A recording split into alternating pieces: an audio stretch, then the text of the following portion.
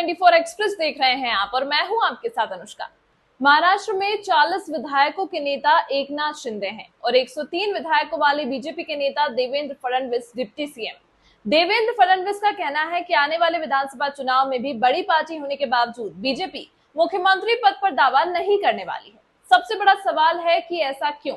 महाराष्ट्र में लोकसभा चुनाव के 3-4 महीने बाद ही विधानसभा के लिए भी चुनाव होने वाले हैं। लोकसभा चुनाव तो बीजेपी प्रधानमंत्री नरेंद्र मोदी के चेहरे पर लड़ रही है। विधानसभा चुनाव की क्या रणनीति होगी देखना होगा। अगर 2023 में हुए सारे ही विधानसभा चुनाव की बात करें तो बीजेपी के संसदीय बोर्ड ने पहले से ही तय कर दिया था कि मोदी के चेहरे पर ही लड़े जाएंगे और वैसा ही हुआ। ये व्यवस्था उन राज्यों में भी लागू रही जिन राज्यों में बीजेपी सत्ता में भी थी। 2019 की तरह इस बार भी महाराष्ट्र में बीजेपी की ही सरकार है। चुनाव बाद बीजेपी के साथ गठबंधन तोड़कर उद्धव ठाकरे ने एमवीए यानी महाविकास आघाड़ी की सरकार बना ली थी। एमवीए में शिवसेना के साथ साथ कांग्रेस और एनसीपी भी शामिल थे। तीनों दल शामिल तो अब भी हैं, लेकिन फर्क यह है कि शिवसेना और एनसीपी टूट चुकी है। अब एमवीए में उद्धव ठाकरे के हिस्से वाली शिवसेना और शरद पवार के हिस्से वाली एनसीपी ही रह गई है। लोकसभा चुनाव में महाराष्ट्र में फिलहाल दो गठबंधन आमने सामने हैं, एमवीए और महायुति। महाराष्ट्र में फिलहाल महायुति की ही सरकार है, जिसमें बीजेपी के साथ साथ एकनाथ शिंदे वाली शिवसेना और अजीत पवार वाली एनसीपी भी शामिल है। जाहिर है लोकसभा की ही तरह विधानसभा चुनाव में भी ये दोनों गठबंधन ही आमने सामने होंगे, बशर्ते कोई इधर उधर ना हो जाए। जाहिर है लोकसभा की ही तरह विधानसभा चुनाव में भी ये दोनों गठबंधन ही आमने सामने होंगे, बशर्ते कोई इधर उधर ना हो जाए। महायुति की सरकार में बड़ी पार्टी होने के बावजूद बीजेपी ने शिवसेना तोड़कर साथ आए मुख्यमंत्री एकनाथ शिंदे को बनाया हुआ है और महाराष्ट्र के मुख्यमंत्री रह चुके देवेंद्र फडणवीस को उनके नीचे डिप्टी सीएम बना रखा है।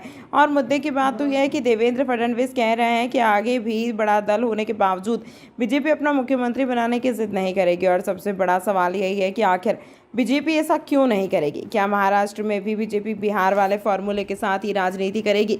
बिहार के लिए तो बीजेपी नेता अमित शाह पहले ही कह चुके हैं कि 2025 में बीजेपी का ही मुख्यमंत्री होगा, लेकिन महाराष्ट्र में ऐसा क्यों है?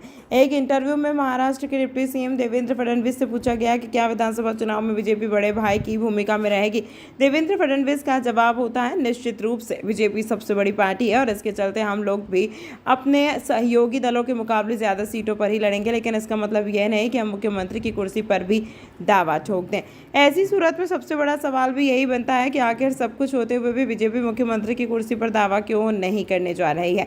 आखिर ये मुख्यमंत्री की कुर्सी ही तो है जिसकी वजह से शिवसेना के साथ बीजेपी का गठबंधन टूट गया और सब कुछ होते हुए भी बीजेपी को काफ़ी दिनों तक सत्ता से बाहर रहना पड़ा।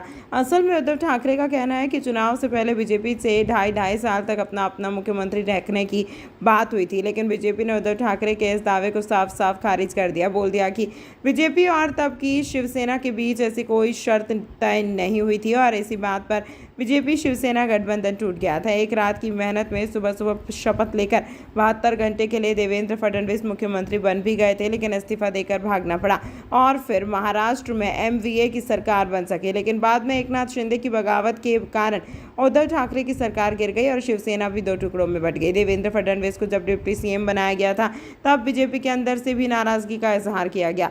किसी नेता ने खुलकर तो ऐसा कुछ नहीं कहा, लेकिन दबी जबान में नेताओं का यही कहना था कि वे लोग हैरान थे और कोई खुश नहीं था।